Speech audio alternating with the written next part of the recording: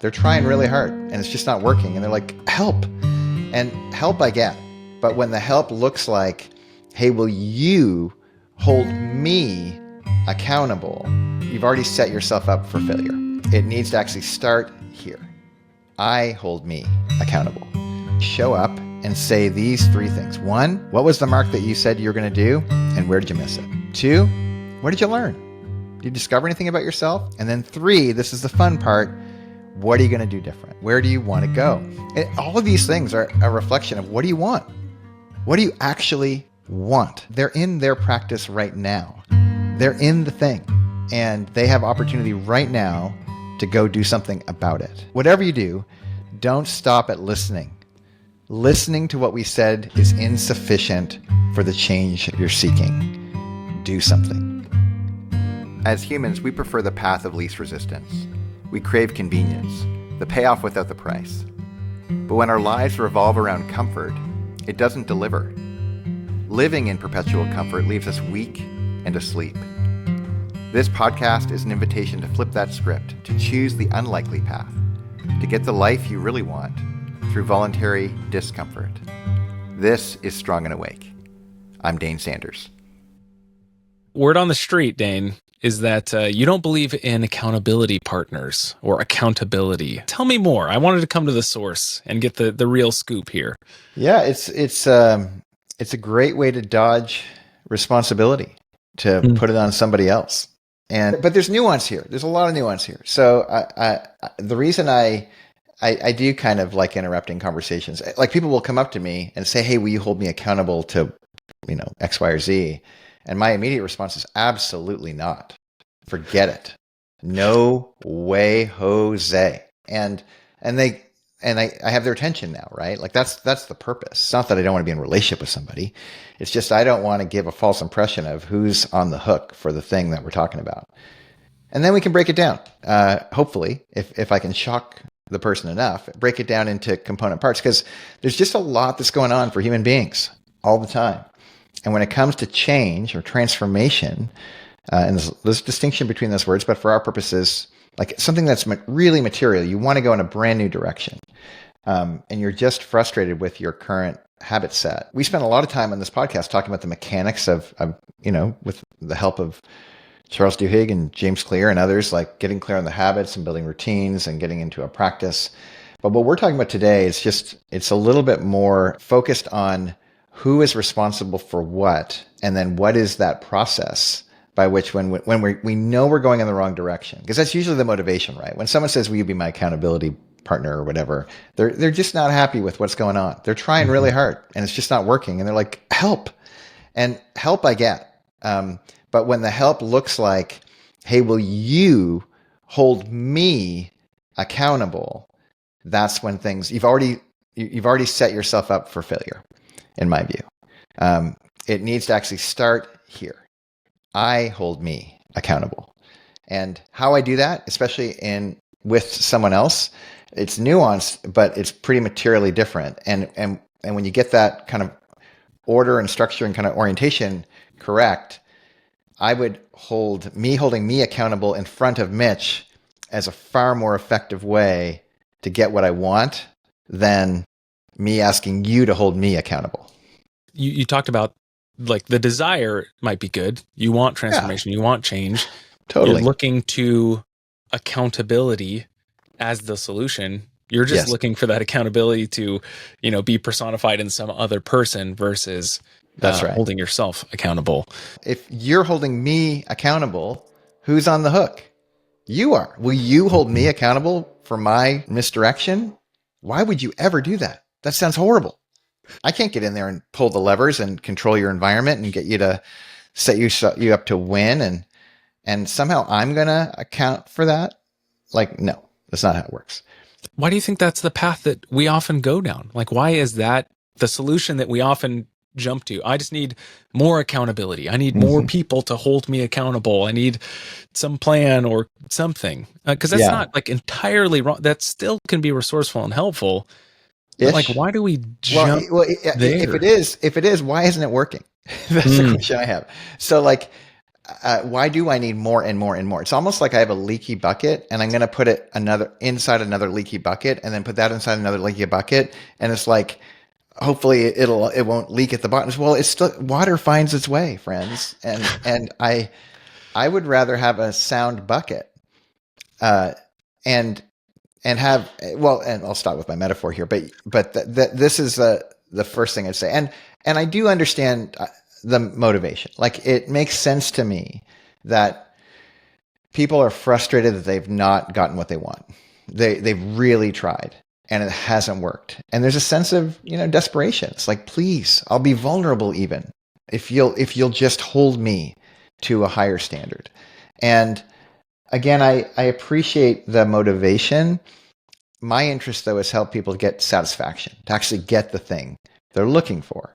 And to get there, where I have found far more resource is to flip it and to start in a little bit more of a relaxed state. I'll say this too, especially if I'm doing things that really betray my conscience, and I'm habituated around it. There's so much like shame that can come with that. And people just feel so badly about, gosh, I'm eating too much, or I'm engaging and exposing myself to stuff and on the internet, or like whatever the thing is, right? And in those efforts to stop these kind of reactive responses to things, ironically, the first thing to do is just stop. Just stop. Don't ask for help yet. Just stop. Like, and if you're going to ask for any help from someone, it would be, would you help me create some space for me to notice what's really going on?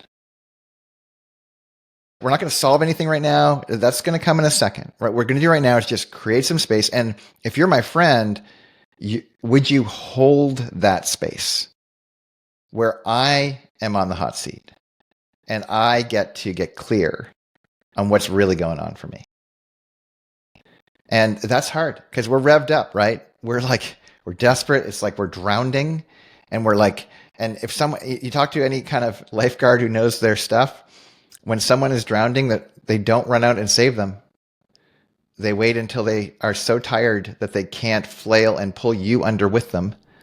And they come out and methodically, when you're done flailing, they pull you to shore. And it's because they're smart. Like, you need to slow the train down for a minute in order to understand what's really going on. And this is what a friend can do so well, right? Is they can help you relax into current reality. Let's just get real about it. What's actually going on? And I would call that a whole step, like create and hold space for the other to account. Oh, you want an accountability buddy? I think what you're really asking is, would I be willing to listen? Would I be willing to hear you talk through and maybe even ask some questions to provoke and pull more out of what's going on underneath so that you could be clear-eyed about what's current reality? And with that complete, that's going to include, like, if I'm creating the space and holding the space, or really if you're even doing it solo, it's much harder to do solo. But if you can, this is why people go to places like therapy and coaching and counseling and communities, is like, gosh, when they're done right, that space is that's what the space is. That's what it's built for. But then it's still on you to do that vulnerable work, to account. So you're not holding me accountable. You're holding space. I'm accounting for me in that space.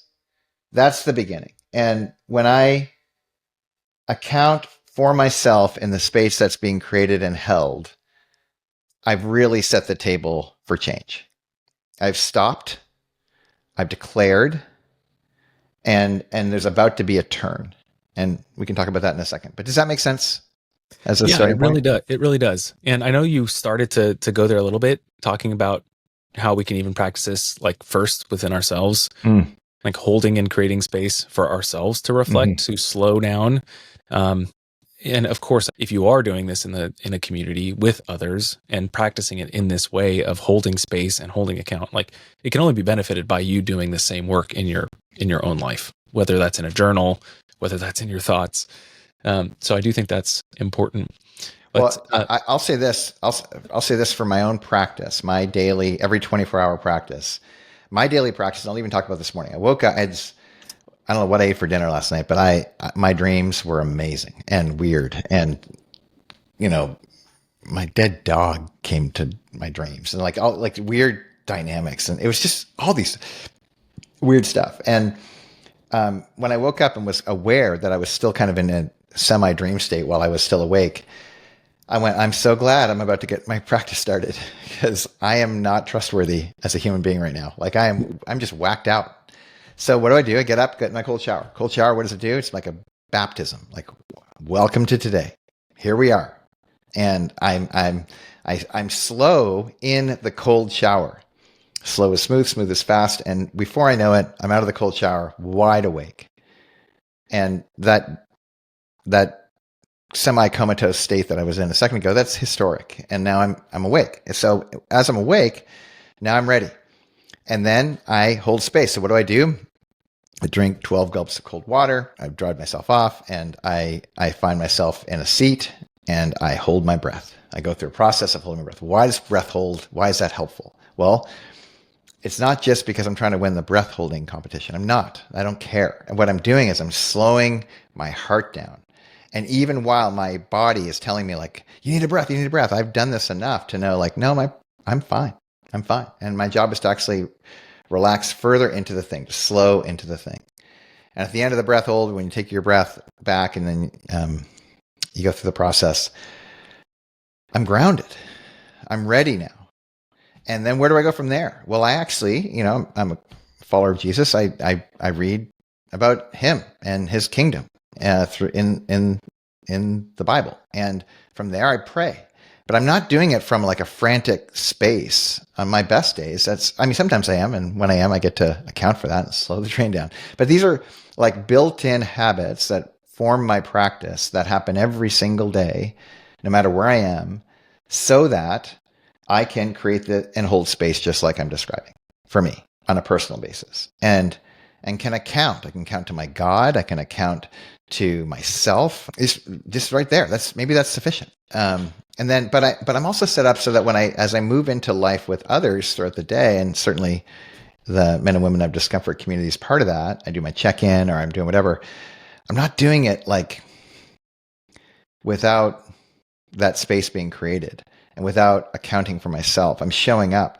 And oftentimes I'm just accounting for like, hey, let me just tell you what just happened. Like this just, I didn't see this and now I see this and I have an opportunity today to go in a new direction. And in that with others, I actually get to that third bit, which I'm really excited about, which is putting myself on the hook, the good hook, the hook that actually orients me to the life that I think is truly life. So that I think you're right on the money, Mitch. I think starting with your own practice to create that's really what a practice is. Practice creates the space that you're describing and holds the space for yourself. And then in that, you're more likely to be more honest and real about it and clear-eyed about what you actually want and willing to do the hard thing to go get it. Yeah. I know you set up the next stage and step really well. And I want to spend just one moment dwelling here for a second. Yeah. And that is like, what are the common mistakes, especially coming off of the heels of some episodes that we talked about, feelings and emotions? Like, I think oftentimes people can use and hold this space for thinking through these things, processing as an opportunity for that kind of shame to creep in, for they're holding space instead of without judgment, they're holding it with this kind of thought of, oh, I need to make amends for this, or, in this next stage, it's some kind of punitive action that I need to take to make up for all of these mistakes or ways that I missed the mark. So obviously I've seen that in myself as a recovering perfectionist, people pleaser, etc., that I can often take that kind of posture when I am holding that space. But what do you recommend as far as like creating that environment? How do we think about holding that space and that accounting in a helpful, constructive way that doesn't shy away from that honesty and vulnerability like you talked about, but doesn't become unhelpful shame or judgment attached to that? Yeah, it's a great question. Well, one part of my practice I didn't mention is I write. So I pull out my handy dandy journal, and I write one half of like one page, like not two, just one. And it's me having a conversation with myself. This morning it's Wednesday morning, and yesterday, guess what? It's Tuesday morning, and I'm just being kind of barfing on the page. Like what is so for me? What's coming up? And let's pretend that what's coming up for me is I feel shame. I feel guilt. I feel I missed the mark. I betrayed myself. I broke a commitment, whatever the thing is. And that's it. Like, well, I can name those things. And then I can decide with my words to myself, well, how do I want to relate with those things? And I think what you're describing, that knee-jerk sense of I'm going to go make amends or go fix the problem or go whatever, usually in my experience, my heart is pretty revved up when I'm like that. And that's a tell. That tells me like, oh, there's still a little more work here to do in the creating space, the holding space, the slowing down. And to resist the temptation to just try to fix the thing. There's nothing to fix. If I've broken a commitment to myself historically, it's a sunk cost. I can't fix it. There's nothing to, it's done. It's, if I've hurt or offended somebody else, think of like the experience of when someone has hurt or offended you and they come to you in a hurried way where it's really evident. It's more about they want to stop feeling their own tension, and they want me to forgive them so they can experience that. And that's a very different experience than when someone actually comes with contrition, when they have a sense of like they're humble, they relax, like they're not trying to get me to fix something for them. They're just trying to own it for themselves. Mm-hmm. I'm looking for that second option when I'm with others. And I believe me, I get the drive, the hurried sense of like, I just don't want this on my back anymore. And it's just not a very successful strategy to run around and try to get other people to take things off my back. It just doesn't work very well. In the same way that you being my accountability partner, it just doesn't work very well. And it might feel good in the short term, but it's the easy way. The hard way is to do the things we're describing and to trust that it's actually much more efficient than you think. You're going to get it. You're going to get the thing you want much faster if you create the space, you hold the space, you account, you don't try to fix it. It just is. And if that's what is, now you have something to offer someone as you make the turn and start moving with a greater sense of authenticity to who you are to them. And they're more likely to find their satisfaction if you've really hurt or offended them, because they can see it, they can feel it when you're just trying to get off the burden. And they're also probably more likely or less likely to want to kind of keep you there, to kind of prod and poke at you to get you to feel badly. Sure. So does this translate? Does this make sense what I'm saying? It does. And I think, we do that to ourselves too. So yeah, it definitely translates. And I think that does set us up for the next kind of step or stage. So we've created and held space. We've accounted for something. And now we have the commitment or the course correction. This kind of, in this context, you talked about, going and repenting or asking for forgiveness from someone else that you may have hurt. And I think repentance, we were talking about before this call, is like a really good model for this, like especially in the kind of Judeo-Christian understanding of it, which is like a turning from and moving towards. And I think that's such a helpful kind of image to have in our head as we consider this next stage of committing. It's not just committing, it's actually correcting course, changing course, and moving in a different direction. Yeah, it's interesting at MWOD. For those who are participants, they know that every Friday we have this thing called Fess Up Fridays, and I've had there's been a number of Christians and Christian leaders who've come through MWOD over the years, and every once in a while, especially ones that run communities of Christians or people of faith, they're like, "I see what you're doing on Fridays. You're creating a confessional booth is what you're doing." And they're affirming me, right? They're actually saying, or not me, us, like they're affirming. But I actually think that is exactly what we've done they're not confessing to us. That's the irony, We don't hold any power over the individual. We've created and held space. That's what we've done. And every Friday we say, look, you put yourself on the hook for your life. And you noticed, because of your practice that created the space that was held, you noticed that you missed the mark. And you want to get back in the game quickly. Great. On Fridays, why don't you show up and say these three things? One, what was the mark that you said you were going to do? And where did you miss it? Great. Two, what did you learn? Did you discover anything about yourself? The revving up, whatever imperfect language, just like mine, you're discovering to try to articulate what's going on in your body, in your mind, in your heart and your soul, as you're navigating all those things. What did you learn? And then three, this is the fun part. What are you going to do different? Repentance is you realize you're going in the wrong direction. You stop, you turn around, and you go in the opposite direction. So what is that new direction? Where do you want to go? And all of these things are a reflection of what do you want? What do you actually want?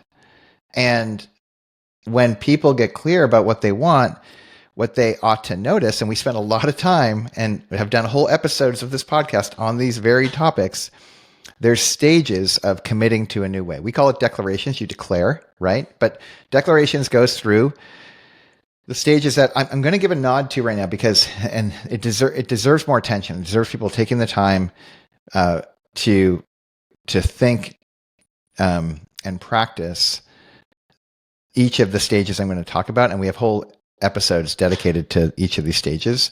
But I want to suggest that if you're going to commit to a new way, you're going to declare something new. It does start with a commitment. You're putting yourself on the hook. You're saying, I want this new thing. I've been doing this way. I want to go this way. Great. You've committed.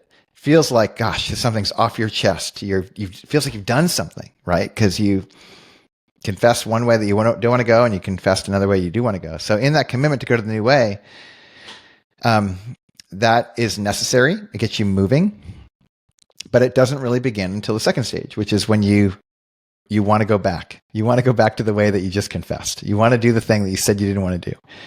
And you want to give up on your commitment. And in those moments, when you realize the hard thing to choose is to do the thing you said you're going to do, especially when you don't want to, that's when you release on your preferences. This is the R of CREDO. So you commit and you release. You do it anyways. And if you want to be sad about it or angry about it or frustrated about it, maybe find someone who's holding space in your life and say, I'll start the timer and give you 30 seconds to say whatever you need to say, but I don't really care. It's your life, man. What do you want?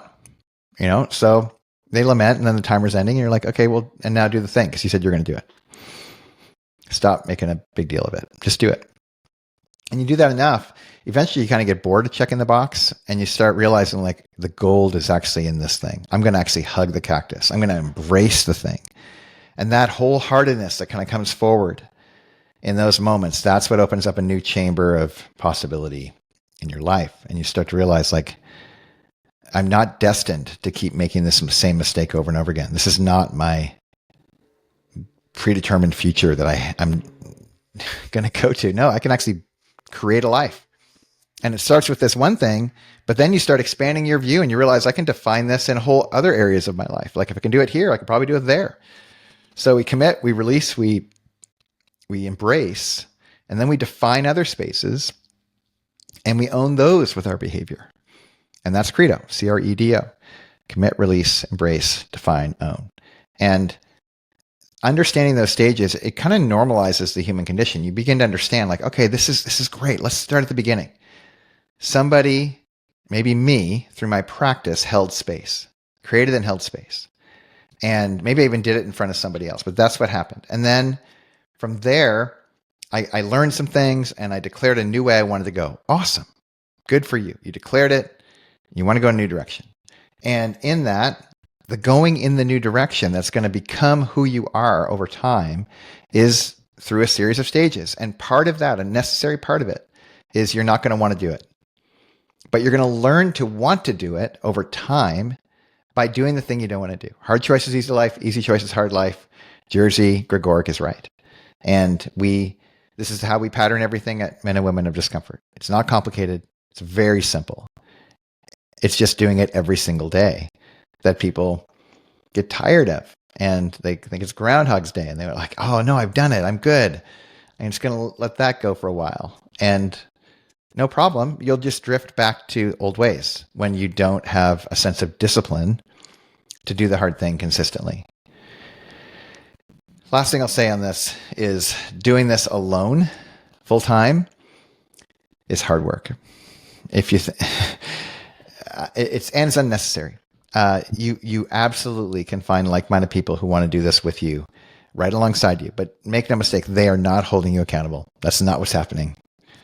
All of the component parts that we've described today is the architecture of what it means to be a part of Men and Women of Discomfort, and why we're open to participants joining, why we want new people to come, and recognize that it's probably not for you. Like it's building a life around choosing hard things, voluntary discomfort. I get why people don't choose it. Our new forwarding address is not just MWOD.io. It's probably not for you.com. I dare you to go check it. Just typing those words out might tease you along, but that's what we do. And that's why that's why I have this podcast, why we want to invite more people to the party. You should seriously go check out that URL though. It's probably not for you. And then, just read through the site while you're there. But I think MWOD does this so well. And it's something that we consistently have to reinforce, or get to reinforce, not just with those that are facilitating and helping lead the community, but helping reinforce this kind of paradigm shift within ourselves as we do these things, yes, as primary agents acting as part of this community. I think of one of our kind of anchors, and I'm sure we'll talk more about this if we haven't already, but choosing your role, like being the guide, not the rescuer or some other role in one's life. And I think that really encapsulates a lot of what we're talking about here. You're not, some boss or drill sergeant or what have you that's, holding someone, like you're going to punish them if they don't do this thing. You're just holding space. You're getting curious. You're asking questions. You're noticing things and getting curious about those things and helping draw those things out of them. And I think the more we get to participate in communities and interact with people that do this well, like you do, Dane, the more we can start to bring that voice into ourselves and see our own situation through that lens of a guide and stop rescuing ourselves. Some of my favorite, if you don't mind me interrupting, some of my favorite examples of what you're describing, I think of Danielle, who is a member of a community, has been for a long time, but she left for a season, and she was doing it on her own, and then has come back to join the community again. And for as long as it's useful for her, we want her to be here, and when it's not, no problem.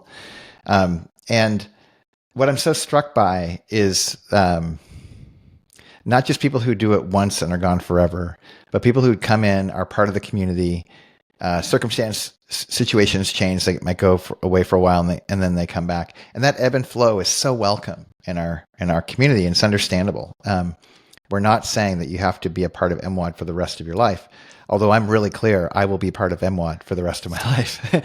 Partly because, not just because I lead the thing, but because, there'll be a day where I don't lead the thing. Someone else will be leading the thing. And I suspect I'll still be here as long as I have air in my lungs, just because what matters is this ownership. And that's what I see Danielle doing. That's what I see so many members in our community doing. Mitch, you've done this incredibly well. You've been doing this for how many rounds in a row now? 7, 8. I don't know. Coming up to double digits, bro. Yeah, I know. Exciting. Working on it. I'm playing catch up. And that's no small thing. But I don't think anyone's making you do it. I think it's because you've decided you're owning it this way. And if all of a sudden MWOD went away, I suspect you'd go create something like it. And I think that's true of a lot of folks in our community. And also I think of other folks that are in other very significant communities in their lives, that this is just a complement to those other places. And they get to kind of do this in our community in a lightweight way. And then all the benefits that come from it now get to show up in those other places they go back to. So that again, that part of it is so gratifying to be instrumental to. And we recognize it's the point of life is to not to have a practice. the point of a practice is to give you the life. And that's what we're trying to frame out for people. And it's working. Absolutely. And I love that we're kind of talking about this and unpacking it, not just as a resource for those that are participating in MWOD already, but for everyone, because, I found it such a resource, and I've done the accountability partner thing. I've done these other communities, and oftentimes it falls into that thing that you're talking about at the beginning of this, they are responsible for keeping me accountable. They're responsible for me. And what I love about MWOD and the community that we've built and continue to invest in is that there's that understanding and that willingness to rethink that kind of ownership. And it really is about ownership, because we're a bunch of solo players here, but we get to participate in this group, in this band, or whatever metaphor you want to use. Yeah. And I so appreciate that, because I think a lot of other things that I've done and participated in fall short because they're operating with a completely different lens and framework altogether. Yeah. So I want to hold space for you to share any final thoughts. Yeah. The main thing I would want to say as we're done is in a sense, anyone who's spent the time and they're listening to this podcast and they've been with us for this, what are we at, the 30-minute mark or whatever? If you're with us still, you held space. You did that. That just happened, right? You created space, you held space, you considered, you slowed the train down. And maybe you're multitasking, but I have a hunch even in the midst of the multitasking, there's a sense of dissatisfaction of you didn't bring a whole focus to the thing, if that was you. Or if you did bring the whole focus, that's called wholeheartedness. You did that. You know how to create the space that we're describing. And along the way, as you've listened, I suspect you probably have been in a conversation with yourself. Some things where you're missing the mark came to mind. And good for you. Good for you as a listener to pay attention to those things. So then the question becomes, what are you going to do with that? What a great opportunity. With or without MWOD. What would it look like for you with that space created for that recognition of it, for you to account? Go to the source, go to the people that it would be resourceful, not just to confess to them if you've hurt or wronged them, but more to just say, I see this and I'm interested in going a new way. And I'm going to share with you, if you're open to it, consistently how that way goes, and see what opens up. Commit to the new thing as you practice doing the thing you don't want to do, doing the hard thing. So I hope that this episode in particular is one where people can actually recognize they're in their practice right now. They're in the thing, and they have opportunity right now to go do something about it. And of course, man, if you'd support a community around you while that's happening, go to itsprobably-not-for-you.com and fill out the application. It takes you 5 minutes. Just answering the questions, even if you don't sign up, just answering the questions will be highly resourceful for you. That's part of creating the space. And we'd love to have you. But whatever you do, don't stop at listening. Listening to what we said is insufficient for the change you're seeking. Do something. And I hope that today's conversation will help you do that. I do too. Thank you, Dane. Thank you, Mitch. This is season 1 of Strong and Awake, the Unlikely Path podcast. Men and Women of Discomfort is our membership community, and we are open to everyone. But keep in mind, our tagline is, it's probably not for you. If we're wrong about that, or if you want to find out for yourself, you can find us at MWOD.io.